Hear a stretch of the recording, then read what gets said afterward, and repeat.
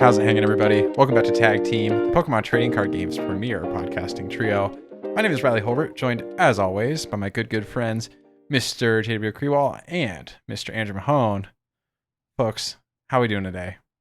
I'm doing good, feeling rested after the break. Had a few days up in Michigan, visit some family, and got to have a bunch of family time, dump the kids off with my parents and my brother and his wife. Got a little bit of one-on-one time with my wife, and saw some family that I don't see very often. So it's a really relaxing weekend. Very nice, very nice. Andrew, how was your holiday? Oh, it was fine. I had a little bit of a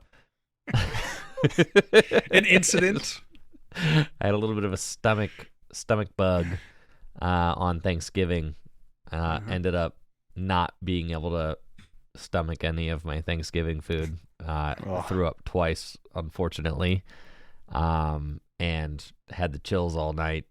It was kind of brutal, actually.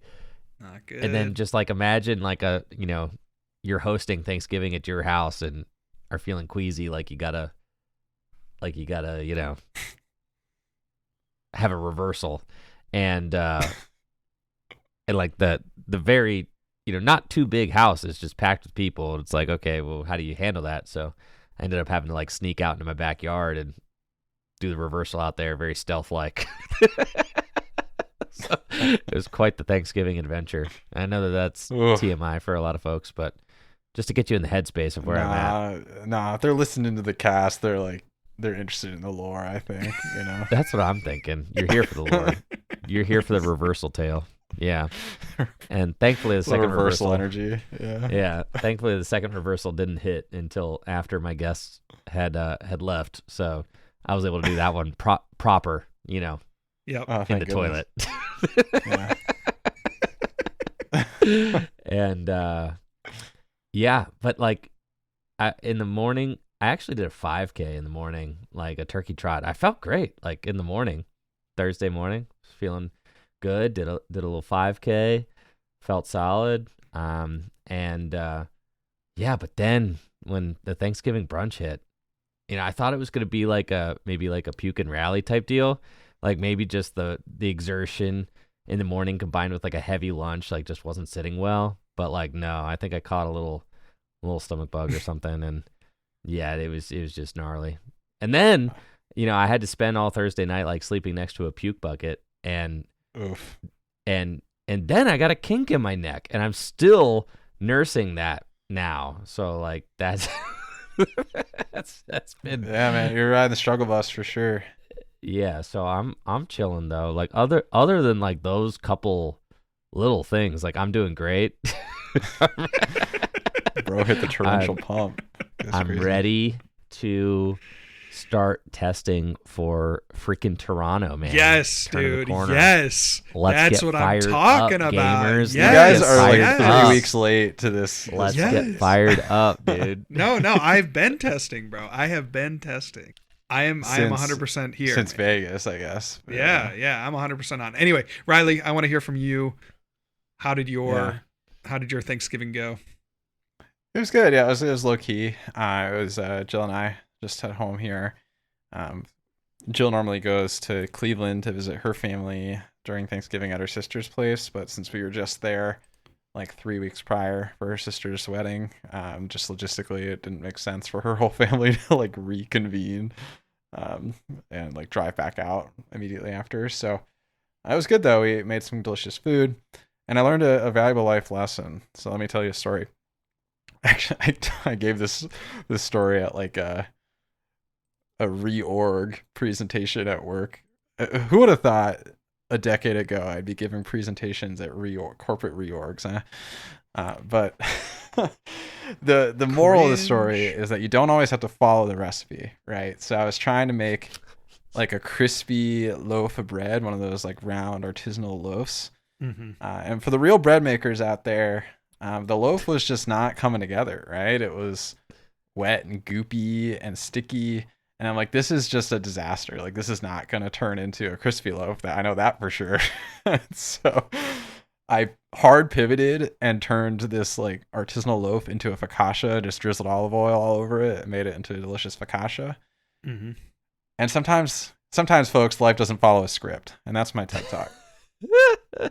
It's, you got to go off script sometimes. That's beast. It's true. You guys see the new Mega Lucario?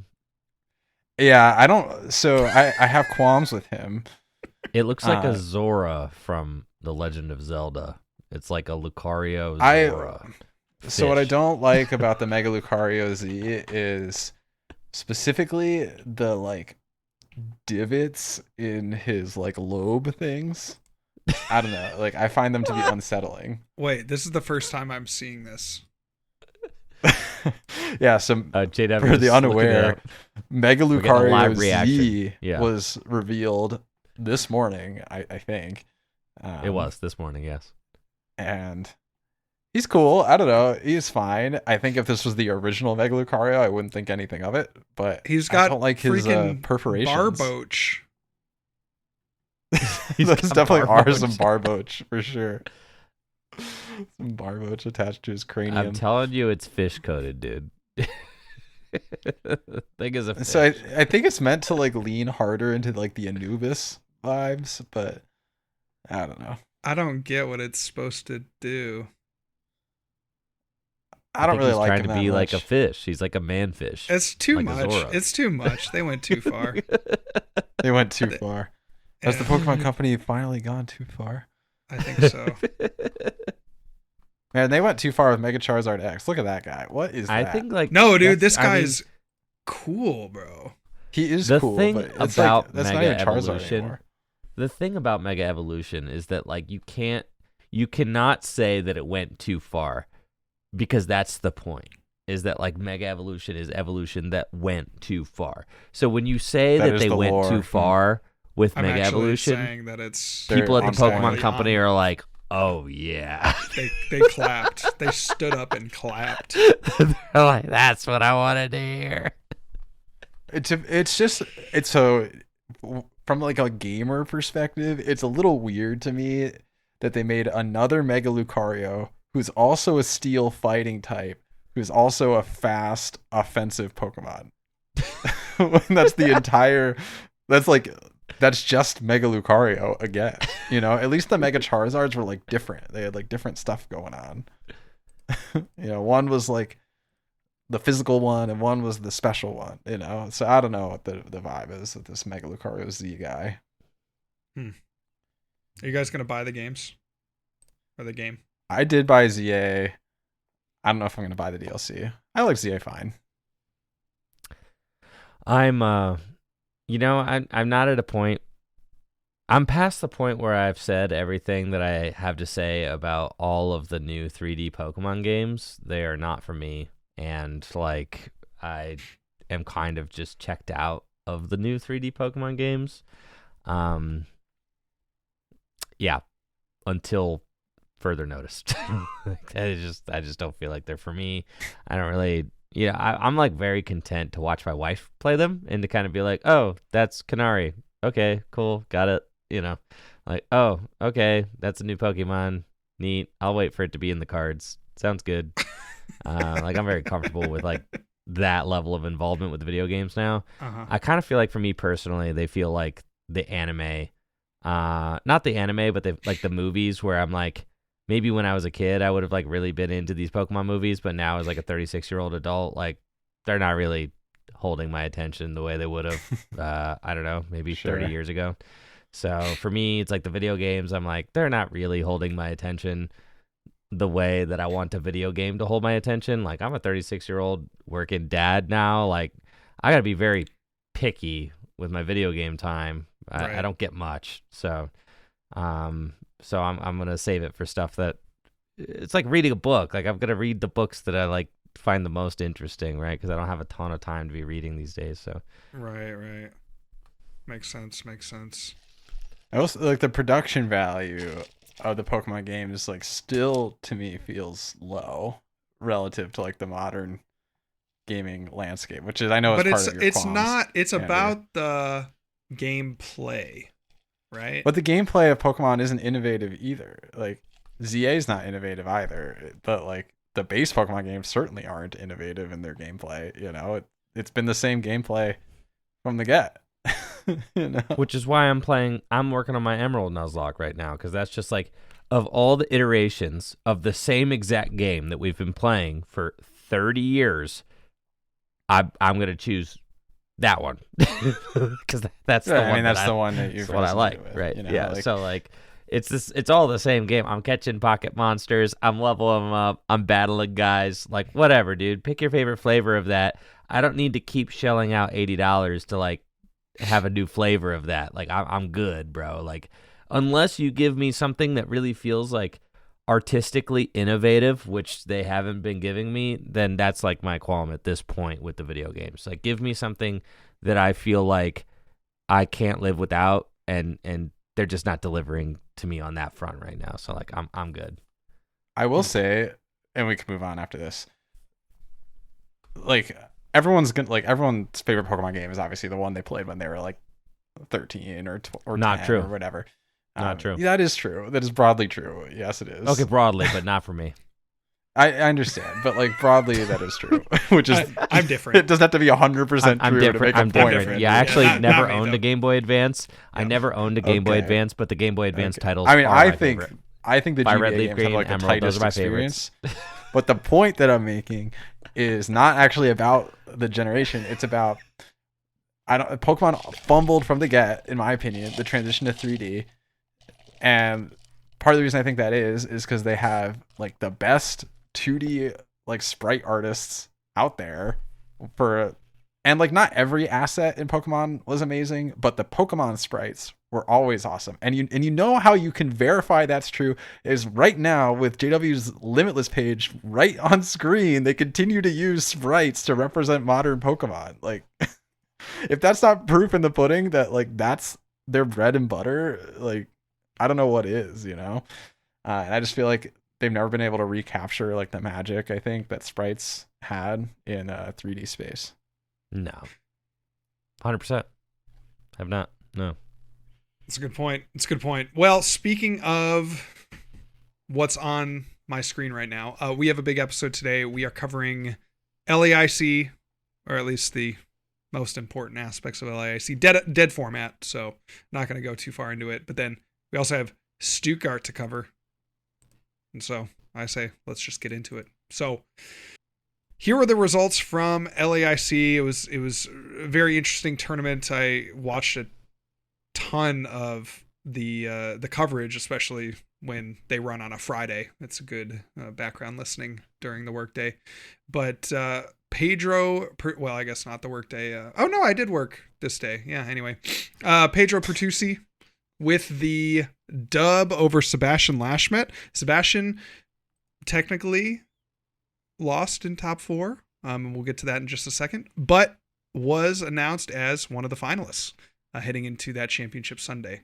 So yeah, big kind of a resurgence for Gardevoir. It had been kind of on the downturn heading into this event, and Gardevoir Jellicent both at first and second place here at LAIC.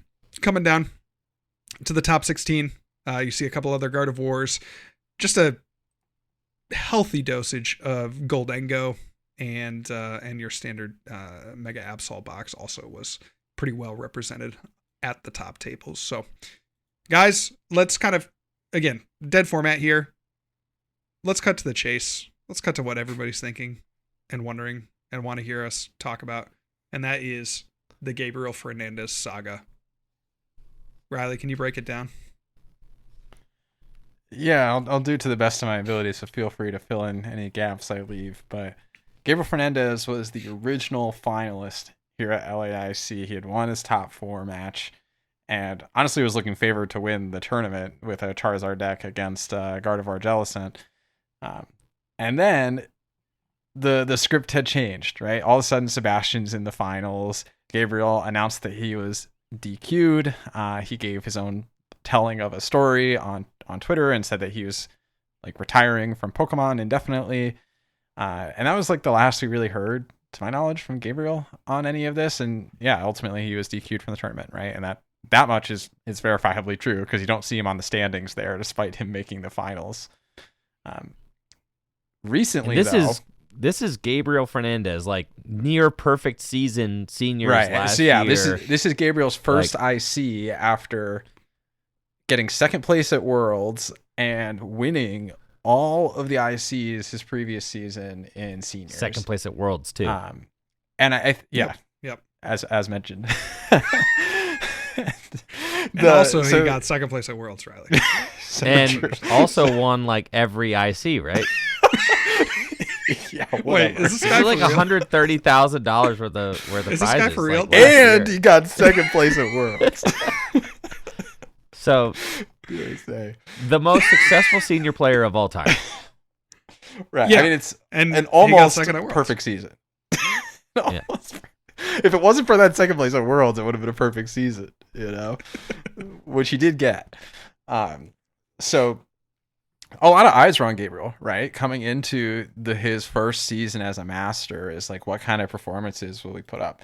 Now, one thing I will say, just for flavor, for those of you who haven't been in the game for a while, in my history with the game, in the last decade that I've been involved with Pokemon, there has been a semi-consistent, like, calling out, so to speak, of like cheating allegations and trends coming out of the seniors division, particularly aged up seniors in their first year at Masters is often like an age of reckoning for people to like either cut it out or like get DQs or it just seems like it's a rampant problem as far as I'm aware in the senior division. Maybe it's cleaned up over the years, but as far as I'm aware, it's a rampant problem. There's less judging, there's less attention on that kind of stuff. The kids are younger as well. They just have more less of that integrity. Right. Less right. You're gonna like less of a disposition. Leash. Right. Less of a disposition to assume that they're cheating. Right. Yeah, exactly. So like it is a problem in the seniors division. That said, 100%. Like folks were excited to see Gabriel's performance and ultimately he was DQ'd. And as of, I guess we don't know for certain, but like today we were made aware that he also is now on the ineligible player list. So it's a big shakeup, right? Like coming immediately into Masters and getting banned off rip. I was always a little sus, to be honest. You were like not allowed to post this. This is crazy. Whoever posted this ineligible players list, like this is supposed to be like our viewers should know or our listeners should know. Like it's public. It's public on as of it's like public, but whoever made it, you know what I mean? Like only the professors have access to the ineligible players list, and they are not allowed to post it. So it is always kind of funny when this kind of news breaks because it's like someone had to leak it. It had to be leaked. It's not like or the player had to admit it. Yeah. Right. So anyways, go on. Yeah. Well, yeah, it did, and ultimately, and it always gets leaked, right? It's just part of the cycle.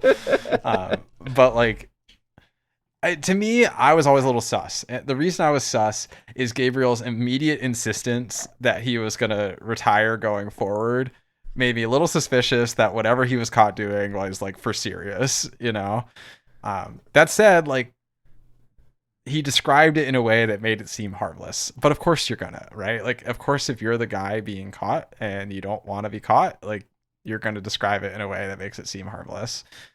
That said, like, the clips that we could see from the stream, I didn't look anything insane to me. No. But you got to also imagine, like, judges have extra camera angles. They've been watching him for rounds and rounds now. Like, he might have had prior, like, history of warnings or, like, incidents in the seniors division. And to me, like, and then I'll get off my soapbox. To me, this represents, like, part of an overarching problem, in my opinion, with Pokemon around, like, transparency around these sorts of things. Like, the fact that the ineligible player list is so like layered away from the player base, to me only like harms people because it like leads to rampant speculation and like, now we have to construct the narrative, right? Like, we, the player base, have to figure out what happened or like come up with our version of that story, and that might not be true, might not be accurate. And like, if Pokemon feels confident enough to make these decisions, they feel like they should, and they're like big impactful ones, like DQing the second place finisher at an IC and then banning them permanently, like it feels like the player base should have the right to be aware of those decisions being made, in my opinion. Yeah, for sure. And a statement, right? I think that would go a long way. Like you're talking about with, hey, we noticed this, we took this action, and this is the result for that player, right? I think that that we have been calling for just the player base as a whole in Pokemon. I know they do this in other games, notably Magic, when there is a cheating, event that occurs or some kind of scandal that breaks. There is a little bit better communication with the player base in other card games, and I think we'd like to see that here as well. Yeah, I mean, it's ridiculous. So you're just inviting gossip, you're inviting speculation, all of that, when you could kind of quell things a lot more by just making a statement about why you're taking specific actions. If your aim is to produce these events as large spectator-friendly events, which is what they're doing, and then not explain yourself when you make huge result altering decisions like this. I mean, like, imagine you're watching the NFL playoffs or something like that. And a team or a player gets like a suspension or a penalty or a disqualification or something like that, and there's no statement from the organization. Yeah, right. No, if you're confident enough to make the decision, you have to be confident enough to make a statement to explain yourself. And that's just the way it is. If the kids are old enough to be earning thousands and thousands of dollars through your game, then they're old enough to take the heat that could come with the consequences of being banned for cheating or not following the guidelines. It just is what it is. When you enter a tournament, and then that to me is like you signing your approval to handle all of this that comes with it, all of the baggage, right? You signing up and entering. It's like the signs when you walk in that say, like, if you enter our tournament hall, you could have your picture taken and used. Like, yeah, dude, if you enter our tournament and then cheat, like, you might just get fried on the internet. Like, that's just part of what it is, right? Like, they don't have to try and protect these kids from that. Maybe in juniors and seniors, like, fine. If you want to, like, hold out on not making statements on juniors and seniors, fine. But, like, Masters players, that's your premier event. That's the one that you're trying to make a spectator event. You're trying to make it a serious esport. But to me, kind of like doing like the Men in Black, like, no, you guys didn't see anything. The fourth place player goes up to the finals. Like, I mean, that to me is total BS and like makes the entire integrity of the event very unserious when you don't explain yourself. Well, yeah, in this case, like, let's just remind everyone, Gabriel is 16.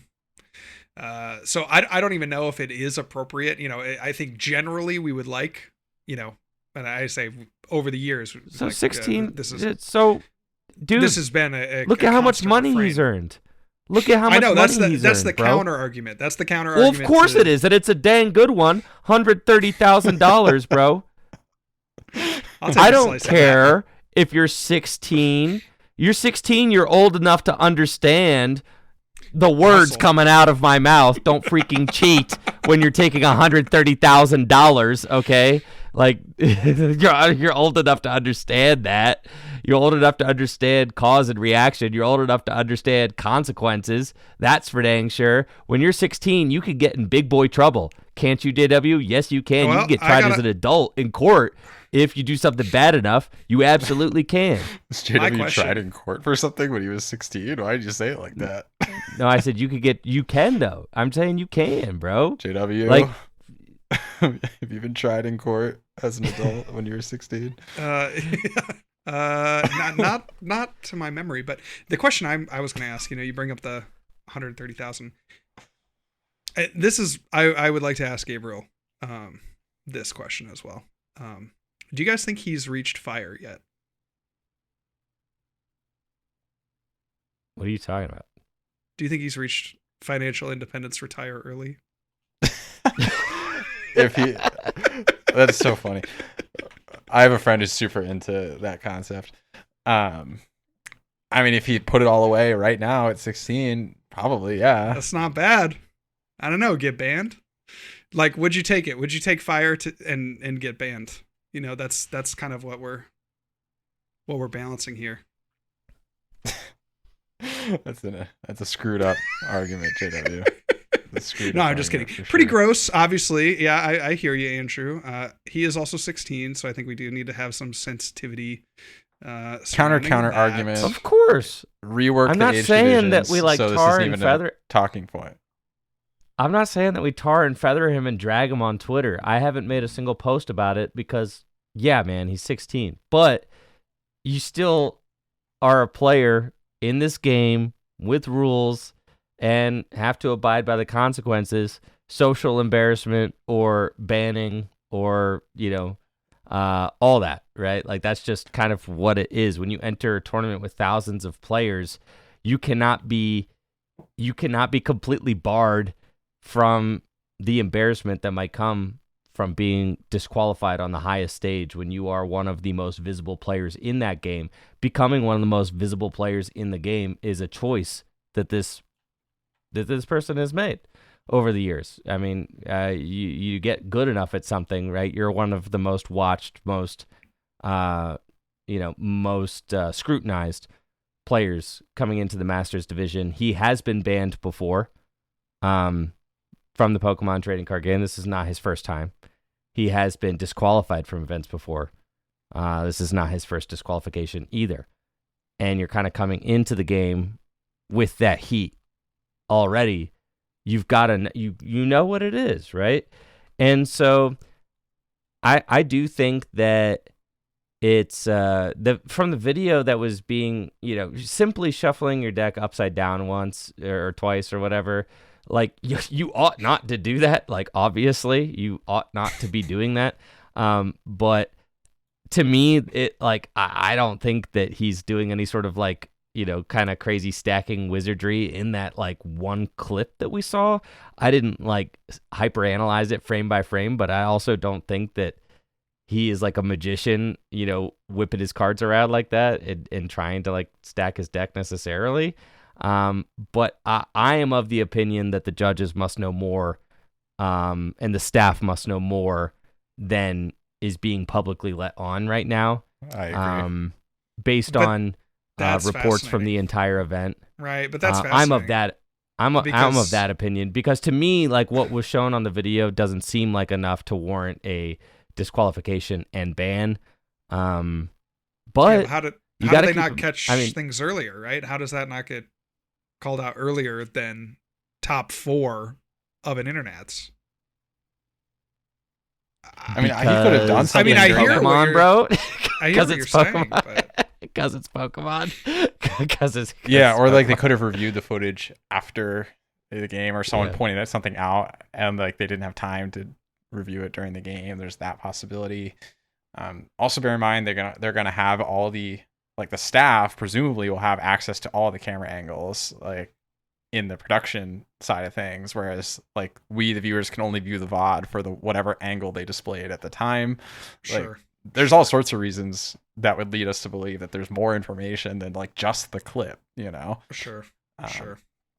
Also bear in mind the clip being the actual point of contention is sourced from Gabriel, right? Yes. And again, not trying to tar and feather the 16-year-old, but that he told us that the clip was the problem. Pokemon didn't tell us the clip was the problem. And this is why Pokemon needs to make a freaking statement, dude, because here we are having to try and figure out what the hell happened. Yeah. Right. As you were talking, Andrew, trying to empathize with the fact he is young, young enough to make mistakes. For sure. Obvious solution, rework the age divisions, my opinion.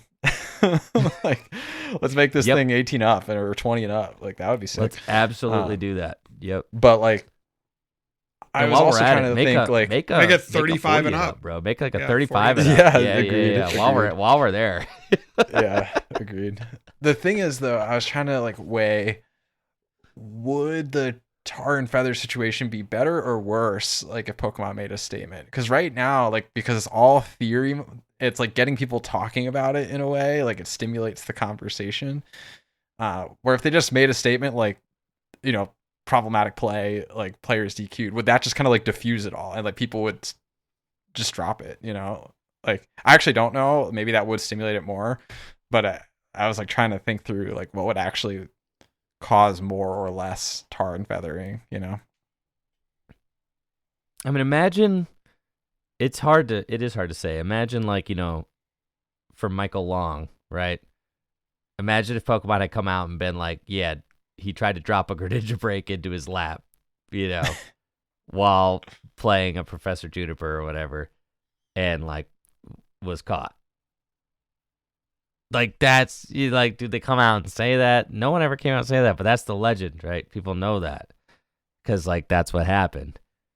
And then also, how it Pokemon's entire their entire philosophy with banning and cheating and disqualification doesn't make any sense, because I've heard a lot of allegations against players from very credible sources, and there's been players that have been caught very visibly, you know, like cheating on camera, that have not gotten banned, right? Like stuff that looks way more incriminating than Sure. than what Gabe did, shuffling his deck upside down and stuff. Like I've seen more incriminating footage of other players that did not get the punishment that Gabriel got. So Well, I think part of it for that Gabe to has me- to be the priors, right? Like the prior history. yeah, it kind of reminds me of like, dude, Cena Gaziaskar 2017 NAIC, right? You guys know this story? Yeah, man. I know the Cena story. Well, not all the dear listeners do. Cena I know. Gaziaskar. I was on the front lines of Cena, bro. Cena Gaziaskar is your 2000 and what is it? 5 U.S. national champion. 2005. Something like Something that. Yeah. Something like that. 2005 U.S. national champion. He is on tear at the 2017 North American International Championships, and ends up getting disqualified from the event for playing in clear sleeves. Like with his Umbreon GX Zoroark break deck, right? Like, and it's crazy because obviously it's just like this story that kind of lives in legendarium because there's no official statement on what happened, but you piecing it together, it sounds like he got kind of like a warning in the day to like change his sleeves, and then he like didn't, and then ends up getting disqualified for playing in these clear sleeves, and then ended up getting banned from the game later, but like his ban was also because he had previous things on his record. It's just kind of a messy situation, right? But it does seem to me that the prior things really do add up. I mean, same with like your Jay They have to, Lesage right? situation. Same with like your Jay Lesage situation, right? Like Jay Lesage is permanently banned from the Pokemon TCG. That's Zach Lesage's brother. Jay is actually a world champion who has been banned 3 times. I think it was like the third strike. He was done. You know, first ban. I'm not going to get into all the different things, but yeah, you know, it's like the third one, and then it's like, okay, well that's like too much, right? So for Gabriel, he's got the priors, and the priors are not doing him favors. That's kind of like, so if the punishment seems harsh for whatever is going on now, it's because he has a history with with this department. Which I think is reasonable. It is, I don't, right. like that. Like, you have to escalate when there's do. prior history. You know, like at a certain point, how many second chances do you get? Right. like I don't know, like arbitrary. This isn't even like referring to Gabriel. Let's say they just give like a default 1-year ban to someone who's caught cheating. Like, is that person just gonna once a year roll up to an event and try to cheat again and like see if they can get away with it? But there are what I'm players saying? Like, just there stay are away. players at a who certain point. there are players with like video footage of them cheating and stuff, or players with like very credible firsthand accounts of like them cheating, stacking their decks, palming cards, things like that, and like crickets, nothing, not even like a first like temp ban, which is crazy, right? Like, it's crazy. There are players who I know cheat who have never been banned. That's crazy. And it's like, I know they've cheated at multiple events and have never been banned once, and they've been caught by very credible people. Yeah, I mean, it's tough with the the caught by credible people thing, right? Because ultimately it needs to be caught by a judge. I guess so. Like, I know. just because someone's I know, credible but, and like, you believe them. Like, Michael doesn't mean- Pramawat is a judge now. I mean, Michael Pramawat's about as high of a But person he can as only you be. get caught. This is the fundamental problem, right? There cannot be enough judges, No. especially high quality ones, at every single corner of the venue at all times. You Right. know, like there's just way too much leeway, especially in the early rounds of a tournament, right? Where you're off it. I mean, good Lord, I had a round 1 at a tournament where I was sitting at like table 1200 or something, like there's nobody down there, I'm fighting for my life down there. I don't know. It's tough. That's not to say like, oh, you can get away with cheating, like, but like it has to be reported and caught like by officials for any official action to be taken, and that's I For think sure. the tough part. Yep, 100%. Any final thoughts here on the Gabriel Fernandez situation? I do have one. It was interesting, Andrew, in our last podcast, we had kind of come up on this topic of, what is likely, like, we hope that there's not any, foul play happening at the top tables, right? Because we're seeing the same people towards the top recently. And that, again, I'm not incriminating them. I'm just saying, like, I hope there's no bad, foul play, right? I hope that people are playing by the rules. I hope that everything is above board, because it's just statistically unlikely, right? And that's what makes it heroic, and that's what makes it exciting.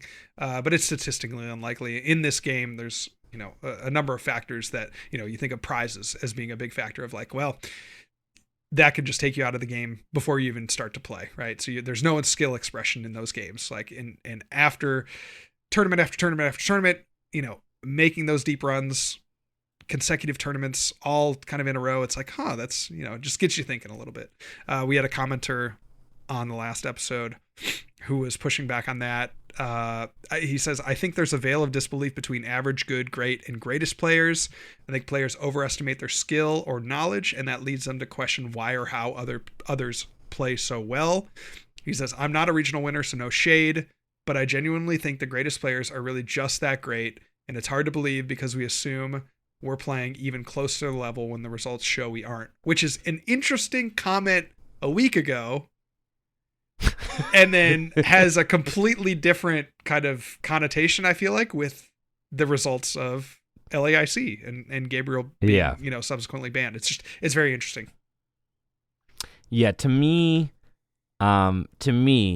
if you're a player who's like, if you're a top player, to me, your badge of honor, your proof that you're clean is that you don't spike every single tournament you attend, right? I think of players like Azul. I think of players like Michael Pramawat. Those are two players that I consider to be some of the best players in the world, players who I greatly admire. Azul will have hot streaks and low streaks. Pram will have hot streaks and low streaks. To me, it is a rite of passage. You gotta have tournaments that don't buff out, even if you're playing well, because it is a game of variance, and That's not to say that there aren't players that are like on like this top tier, but like to me that top tier does not top 8 every single regional. That's just not the way it is. Like that to me that's not like it's not possible to be there because variance will inevitably catch up with you. So that's that's the counter my take argument from is it. like variance could, you could be on like the favorable side of that for You like could. It is a possible. chunk of time, It is and possible. then maybe your cold streak is for another chunk of time after that. It's like possible. coin flips are streaky too, Right. Yeah. But like, I think my opinion is I think kind of like both things are true. I think and I wasn't at the conversation that you all had the other week, but I do think probably the layperson overestimates their level of play. I think a lot of people like underwrite their mistakes or don't even recognize the mistakes that they're making. So they assume that they played like perfectly in their games and will like tell that to their friends, but actually like there's plenty of things that they could have changed in their games or done better. So I think we could all do to be a little more introspective in that way and like try and grow as players. I also think that, like you said, Andrew, this is a game of variance. Like it's just part of it, like, and that's okay. That's part of why you play a card game, is because there's so much, like that's part of the fun of a card game, right? Is that you have to navigate the variance of a card game. But that also means that you're going to have like highs and lows. And like if you're, if you go a whole season and you don't whiff a top 8, this is arbitrary. This isn't like a real situation. But if you go a whole season, you top 8 every single event you go to, you win every cup you go to, you win every challenge you go to, like at a certain point, like it's unrealistic. I think it's just the best way to describe it. That's like it's not. Yeah. Well, that's why it seemed like Gabriel Fernandez's season was almost like too good to be true, right? I mean, It it is could seniors. have. Yeah, It it's could tough have in been seniors true. because It could have been true. the thing It's with seniors. seniors too is it's like tough because we don't know enough about the We don't seniors know enough. division to be able to Yeah. like maybe he just was that much better than the seniors pool in that year. Could have been. right? And that's where like in Masters, if someone did something like that, it's like this is very strange, Yeah. Right.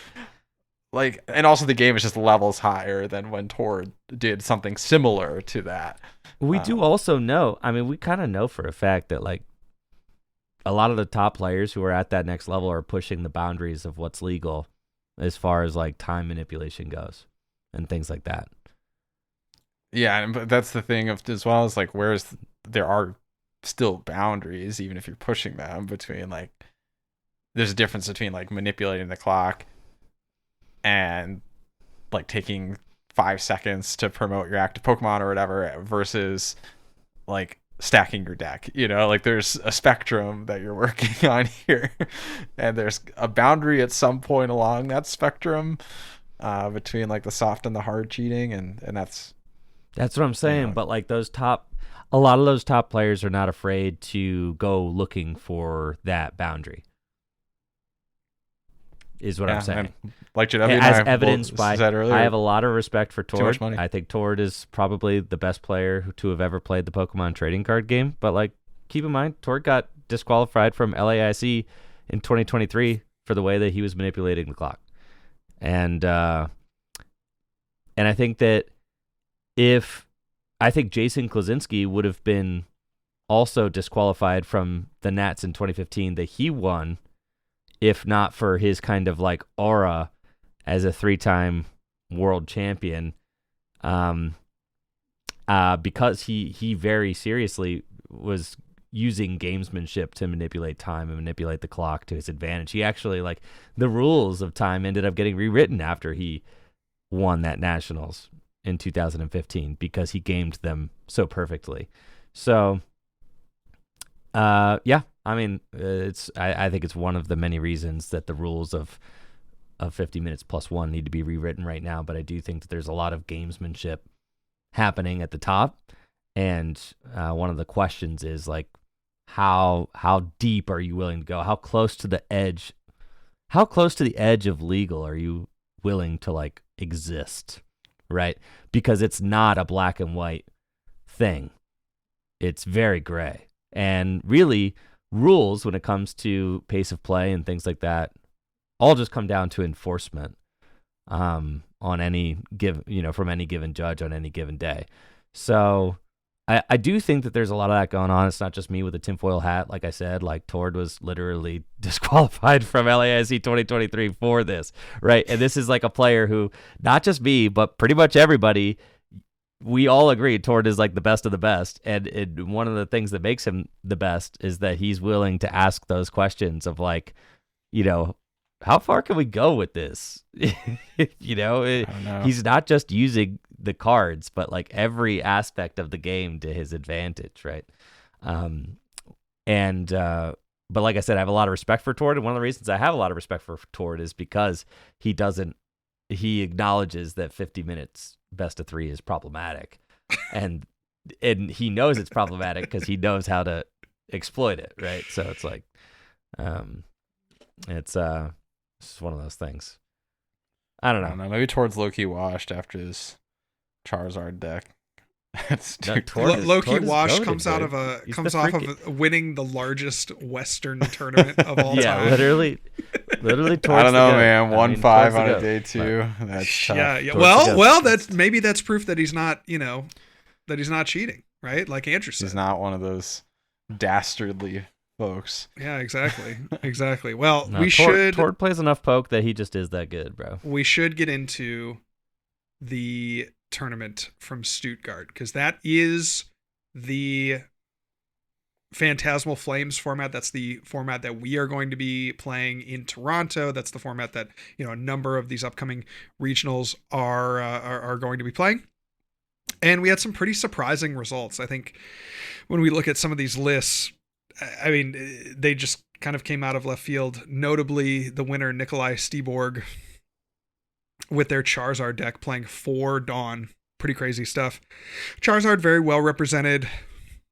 Goldango still just absurd. 1, 2, 3.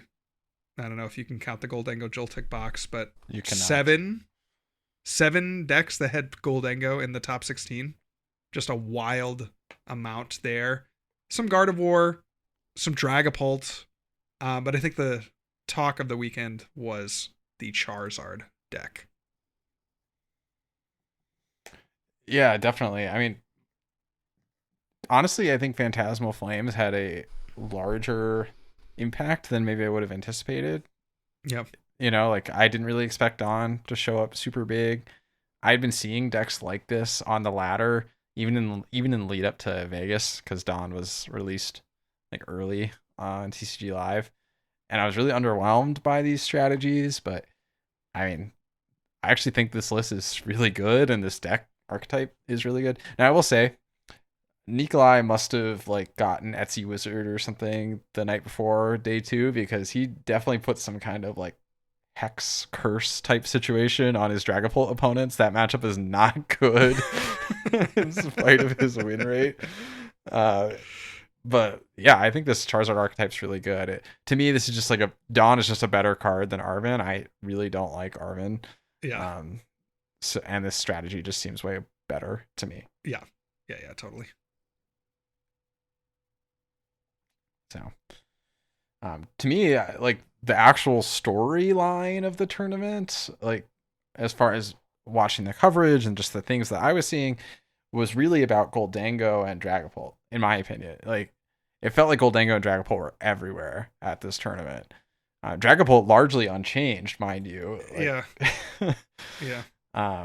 But Goldango just everywhere was Goldango. Like every round, it felt like we were watching Goldango on stream. I mean, it feels like there's really only 4 decks. As wide as the format may seem, you're really just looking at Dango, Dragapult, Gardevoir, and then I guess now Charizard, right?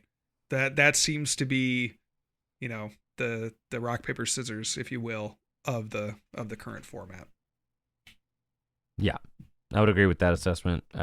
It doesn't really seem like there are many serious options if you want to contend for a top 8 spot or to win. And the thing about Goldango, the reason why it is just so popular is because it is the only one of those decks that is not a stage 2 deck. So it is the lowest to the ground out of all those decks, right? Yeah. And Yeah. that makes it very appealing. You're just setting up your stage 1 guys and going bang. That has a nice ring to it for a lot of players who don't want to navigate setting up stage 2s, mess around with Dust War. Who do I pop with Curse Blast? When do I do that? Right. All that, it makes sense. I had actually kind of been getting into Dragapult a little bit, just having watched it played, watching it at the Phantasmal Flames 3K. It looked like it was going to win the Phantasmal Flames 3K. Probably should have won the Phantasmal Flames 3K. Probably should have won the Phantasmal Flames 3K. It was, winning for like, I'd say a solid hour of the finals.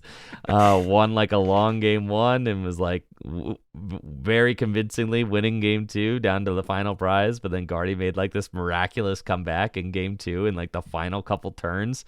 And then game 3, the Dragapult just bricked and Guardy won. So it was just like that in like 15 minutes. Guardy went from being like down to like being the victor. And now Guardy has access to the Mega Diancie, which is looking like that's probably going to be a pretty serious buff for the archetype. And yeah, what do you guys think about Mega Diancie? I mean, is that the best card out of Phantasmal Flames? It's up there for sure. I think Dawn is also very good, but Dawn is like only useful in specific strategies. Like it's almost like the Charizard Noctowl deck was perfectly curated for Dawn, right? Sure. Whereas like Dawn doesn't even really fit in a Dragapult. Like you'd rather play Hilda, in my opinion, as your like evolution search. Yeah, I think so. You'd never play a card like Dawn and Guardy. So it's like Dawn's has a high ceiling, but isn't like super flexible. Diancie's also not super flexible. It is good. I honestly think it's less of a like overt impact on Guardy compared to what some folks may think. Like it's a good card. You mostly use it for the dark type matchups, right? Like you throw it in front of dark type attackers and like do a lot of damage. And if you have a couple Monkey Dories in play, you can like put on a lot of pressure. Yeah, in the nature I've been playing. Well, go ahead. Go ahead. No, I was going to say the nature of Gardevoir, right? You can throw a Mega Diancie down late. And then even if a Gardevoir is in, range of getting knocked out or being threatened by a knockout, you just preload the Mega Diancie and Iono a couple of times, and you can work your way back into a game. Yeah, and I think that's one thing that Diancie obviously like completely crushes things like Terrabox are like super vulnerable to cards like Diancie. Like a Bravely Charmed Diancie and Terrabox like can't beat you, stuff like that. So Diancie's good. I don't know if it like actually is transformational. When you look at the matchups in this top 8, for example, like Diancie's not useful really against Dragapult. If anything, it's a liability against Dragapult. And then it's a huge liability against Goldango. It's weak to metal. And it is good against Charizard specifically. But the rest of those matchups, you're not really looking to play the Diancie even down onto the board. Besides maybe the final KO against Goldango. You can use it for that. So like, yeah, Diancie's good. It just doesn't really transform the flow of the deck, in my opinion. You're gonna play it. Like I think it feels like an obvious include, but not like a card you're slamming down in every matchup. Yeah, interesting. Yeah, I mean 240 damage hammer that's not weak to dark, tough to one hit KO. It is a basic. That's nice. Now if you can pull off things like 3 monkeys in play with a Diancie, you actually just destroy Charizard and Grimmsnarl with that. But that's like not easy to pull off necessarily. You need like a TM Turbo to realistically do it. Well, and that's what I was going to bring up is this is the 12th place list from Herman's a regional champ earlier this season. TM Turbo Energize featuring in this list, and I think one of the things that we saw him play on stream, you could go Turbo Energize to a couple of Monkey, right? That was a strategy that Isaiah Bradner and his group used at NAIC to overcome a lot of the dark decks, predominantly the Grimmsnarl, which they figured would be prominent at that tournament. But now we see it, not only can you power up your monkeys, but you could get a Diancie loaded up in those matchups, right? Without needing to put a Gardevoir in play. Yeah, it's also good for like against Dragapult, for example. You're not playing the TM Evo in this build, but you could like still energize to a Diancie. Like that's maybe one use case for the Diancie and Dragapult is you can energize to it, and then you know it's not going to be knocked out. Besides like a Dusknoir type of thing, but then they have to burn their Dusknoir on the Diancie, so you get to keep your Raltzes and Clefairies in play. So like, yeah, I the Turbo Energize I think is pretty good. I've been experimenting with that, and like different counts of Energize and Evo. But yeah, I think overall, like I was pleasantly surprised, I guess, to see cards from Phantasmal Flames. I was not surprised to see the Lopunny deck flop. That deck seems extremely fraudulent to me. That's just something you play to cheese on ladder. So I was really actually kind of surprised to see people rolling up with it. I went to a challenge on Friday, and Lopunny was everywhere, dude. Like, you serious? Dude. There were like 4. But that makes sense for a challenge, it, though. Like playing a deck at a challenge is almost equivalent to like cheesing the ladder. I guess. So like that doesn't surprise me. It was just everywhere, though. I swear, it was like every time It's not good. It is not good. No. Are we talking about like Lopunny Dusknoir like that? Yeah. Yeah. Ugh. Not real. No. It's not real. It's a cheese deck. It literally is just a cheese deck. Yeah. Not even like a good cheese deck. Like, man. Like Goldengo. Like Goldengo, that's a good cheese deck. Yeah. I think it's cheesier than Goldengo though, because you're just trying to prevent your opponent from ever playing. You know, like you're going first. You're trying to Dusknoir your opponent completely out of the game. And Lopunny's just the easiest attacker, right? So it's like, it's just stupid though. It sucks. Its win rate against every deck is terrible. You know what sucks? Like, I just wish there was like a one prize deck that didn't totally suck, man. Yeah, you do have a one prize deck. It's Goldengo. It's Gardevoir. Oh, okay. It's Goldengo. It's Goldengo. Soul without Rock the and Goldengo, you Lunatone, just played bro. the Soul Rock and Lunatone. Yes. Or it's Gardevoir. And maybe a Just cram forget in the that middle. The Gardevoir's on your bench, but like, yeah, it's Gardevoir's a single prize deck. Sure, I attack with. You got Goldeneye. Alakazam to Dunsparce with the battle Alakazam cage, to Dunsparce, or yeah, man. The battle cage is actually so fraudulent. I've farmed infinite Alakazams on the ladder. It's insane. No, the battle cage is not saving Defensive stadiums, hear me out, folks. Defensive stadiums always are bad. They've never been good. Never been good, dude. Because you can just play them bump the down, stadium you're the like, turn please, you please, want a please, monkey. please. You know? Yeah. Like, it's so stupid. I know. Man. And then the freaking Ethan's Typhlosion deck ended up sucking, man. Conkeldurr sucks. Of course the Ethan's Typhlosion. Freaking Alakazam sucks, bro. It all sucks. It just sucks. I can't play any of my fun single prize decks. None of them, dude. They all suck. What are you talking? Okay, it's listen. all EX Pokemon. It's all EX Pokemon, bro. The winning list had 4 rare candy. How much more like quintessential Pokemon do you want? Like seriously, take out. Let's just say, like hypothetically speaking, we took out all the Pokemon cards, right? And you just had all the numbers, right? And you had a list, right? And it had 7 energy, 26 Pokemon, and 27 trainers. What era do you think that comes from? My problem. Like we are in like My peak. problem- I actually deck think the building. game is in a great spot. Right now. I'm Like, I with think you, the game is dude. so I much am fun. with you, the game's bro. in a fine spot. I think the game is the most fun it's spot. been in a long time. Like this list is I hate insane, that the dude. Pokemon Company is just forcing you to play with EXs. I hate that. I don't Oh like my that, bro. god. That's There's been more true than just since EXs. capital There's E more than EXs. EXs.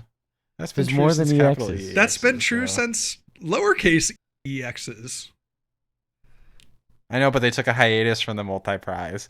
And then ever since they printed uppercase EXs in black and white, the best decks in format, besides Night March, which is I was gonna say It's Night arguably a March, but that's Night almost March. a worse situation. The Night March situation is almost worse. No, like- bro, Night March was so beast.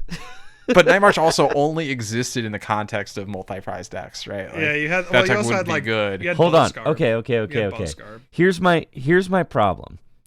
I don't know. Think of a deck yeah. like Zoroark Drampa, man. Think about like Espeon Garb, like serious single prize Focused attackers. around- Espeon. 2 prizers. No, both playing well. Greninja Break. Greninja Break. Okay. Greninja Break. You cannot use Greninja Greninja Break, Break as an man. ally in this argument. Greninja Break, bro. I'm just saying. Greninja Break is the Alakazam. You don't even play with single prizers anymore. You just use Dusknoir. But he's really advocating Dusknoir for is your Greninja single Break. prizer. That's insane. That's how you offset the prize trade, not with single Look, prizers, man. just by shortening the game with Dusknoir. It sucks, bro. I don't think single prizers inherently make the game better or worse, or multi prizers inherently make the game better or worse. It's like the flow of the game and the way it feels. And I think the game feels really good right now. I think It does feels feel very good. fine. I just wish I Like, could play a single prize deck, bro. I've been super neg on the game for a long time. It's been hard for me to like bring myself to play any Pokemon for a long time. I've been playing so much Pokemon since Milwaukee. It's very good. It's actually insane. Like I miss actually single prize enjoying myself. Pokemon, man. It's just a They're so power crept. it's a They're more so power condensed game. crept. It's a more condensed game, right? I don't Single think prize that there's. Pokemon are so power crept. They are, But who that cares? doesn't mean the game is Yeah. bad. Yeah, No, agree. I care. I'm not saying the game's terrible. I'm just saying I didn't say this format sucks. I said I want to play my single prize Pokemon. That's what I said. And you can. And then you started as saying pre-evolution. you started your saying, two prizers. "Look at the rare candies. Look at this." That's not what I said, bro. I said I want to play single prize Pokemon. That's all I want to do. I just want to play single prize Pokemon, man. Literally your entire board. Let's say you play Charizard or Dragapult. Your entire board is one prizers for, like 2, 3, 4 turns, right? My favorite deck in format is unironically Goldengo because you get to play as a single prize Well, deck. then just for- play your Goldengo, okay? Play your Goldengo That's is the like closest the thing best I got. deck. So, It's the closest freaking thing I got. Yeah, I mean, It's the let's closest I don't know if got. that's the reason Goldengo is your favorite deck, bud. I'm not gonna lie. let's run on that a little bit. Goldengo. I mean, is there a case for Goldengo being the best deck in format, or why do you guys think that we are seeing so much representation for Goldengo at these tournaments? I mean, this isn't the first tournament that we've seen, a third or more of the top 16 be Goldengo. I just see this as a deck that can compete with the other stage 2 decks, and obviously has the best current one prize attacker, maybe outside of Badu, in the game. It's pretty incredible what My opinion- Goldengo continues to do, and there isn't even a consensus best list, right? You have a lot of players going back and forth between Trolley, Secret Box, Prime Catcher. It's all, maybe 56 of the cards are the same, but there's still a little bit of innovation too going on with Goldengo. So give me some thoughts there. Why are we seeing it so well represented?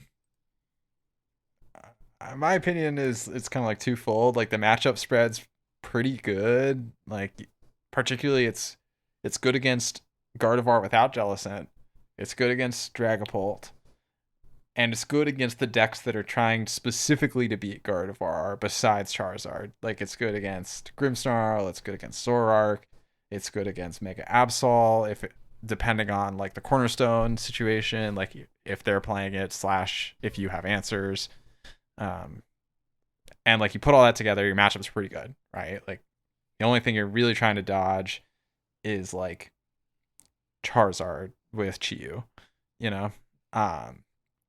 on top of that, it's also the easiest of those four decks that you mentioned, JW, to play. Yeah. Which has both the impact of like your average play is probably going to be better, like closer to the peak than your average opponent is, and you're just going to like accrue less mistakes, right? Sure. Like you're just going to make more optimal plays every single round and just stay more in contention, where it's so much easier to make a mistake with Gardevoir, Dragapult, or Charizard, game losing mistakes that like you don't even realize until 3 turns later type of thing.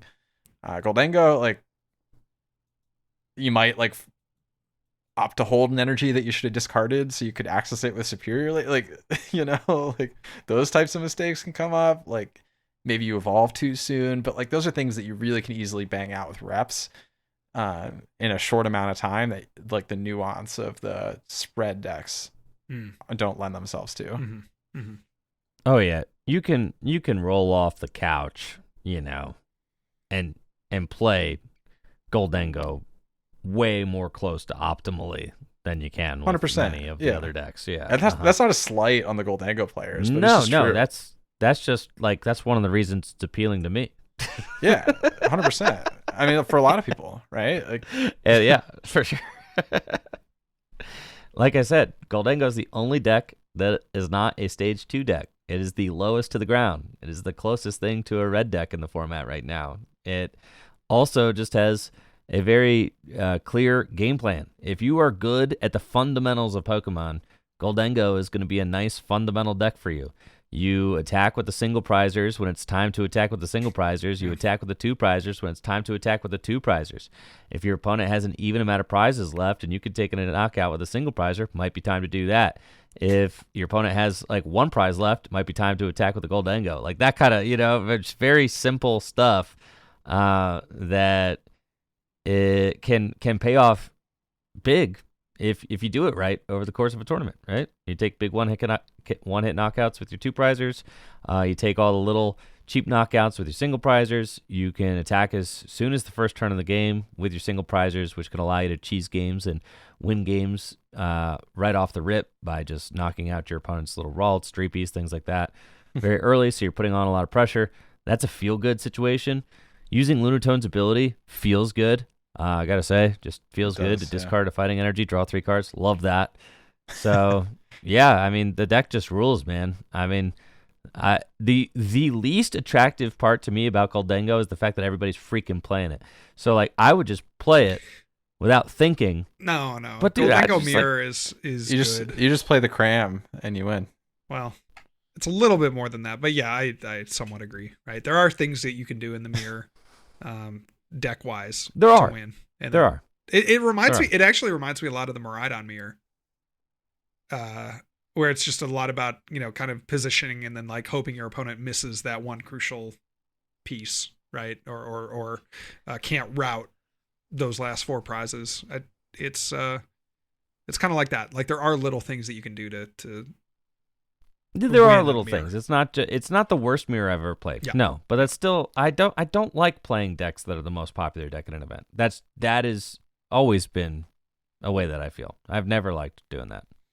Because it's not just about playing mirrors, it's about the fact that you become so predictable. Yeah. Your opponent can look at your starting Pokemon and predict 50, 80 of your cards. That sucks, bro. Like I hate that. I mean, but they can do that with that's everything. a bigger risk than the mirror. Not to mention, not only that, but they probably have like some of the highest amount of reps against your deck. That to me sucks. Like as far as practice goes, like in practice, like dude, they're practicing against your deck like number 1. Going into a regional, people are not going to be like, oh dang, haven't tested the Goldengo matchup much. Like yeah, right, bro. So like that to me makes the deck unattractive. Does that make sense? Of course that makes sense. You get that. I get you. I feel you. Thank you. Yeah, but that, I mean, if it's a good deck, it's a good deck, right? Dude, Fabian's been playing this thing, dude. Oh yeah, okay. I wanted to bring this up. I think it's interesting. We talked about like the winning list. I would say is the most interesting deck of the top placing list, but this might be second. Fabian has been playing this brew for quite a while. Top 4'd with it at the end of last year, I want to say, this Dragapult Blaziken idea. So Blaziken allows you to attach a basic energy from your discard pile. It doesn't have to be a fire, which is interesting. So you could attach your psychic or your dark. Objectively a very strong ability. yes. And in fact, I mean, that's like, you just look at this here, right? It's like you're attaching the energy. You could attach to the Dragapult to get your attacker going a bit sooner. You could attach to the Monkey Dory. You could even attach it to the Blaziken. Not a bad attack here. Smolder Salt. 200 damage for 2 energy. I mean, that's pretty efficient and gives you a little bit of type coverage there. So interesting stuff. Fabian top 32 with this Blaziken Dragapult that just really hasn't caught on. Like, it's not like this is the first event he's played it at. And this might be another good Dawn candidate deck. But yeah, I mean, it's just a very, very fascinating archetype. Bro. All right, the baby Blaziken. He's got me looking this now. snipes, right? Yes, dude. Yeah, it It's does. amazing. It's Raikou. like 120, It's amazing Raikou, bro. He's got me thinking now. Now he's got my attention, right? Yeah, Single so prize. You're like telling me I can Lunatone and attack with a Solrock single prizer? Like that. Lunatone and Solrock in one go. You can with the Defiance Monkey Band, Dory, KO, KO a Goldengo. Goldengo, and a Solrock, dude. Well, there's not really damage on board to activate Monkey in that matchup. You Defiance Band. You Defiance Band. Yeah, well, that's you Defiance Band. Defiance Band. Yeah, You could and then you as well. could, bro. You could.